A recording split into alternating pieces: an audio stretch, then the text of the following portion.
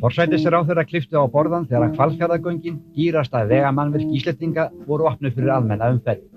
Það upplifir þetta sem mikið framfara spor, ef við getum kallað það hjá þjóðinni. Tengir hana saman, enn betur en áður. Gott skref í því að gera landið að einni byggð. Fyrstu vikuna gátu menn ekið göngin á þess að greiða fyrir og var mikil umferð þau.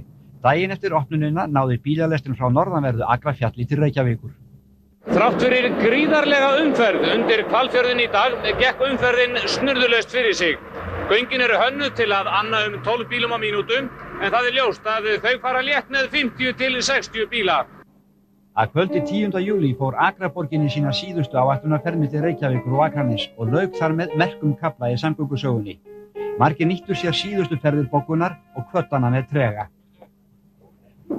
Hvernig líst ykkur á að vera að fara í síðustu ferð Akraborgarinnar? Það er alveg hörmulegt. Heldur að þið komið til með að sakna ferðinnar? Ég veit það ekki, jú, eflaust gerum við það eitthvað. En svona, það kemur styttri leið í staðinn.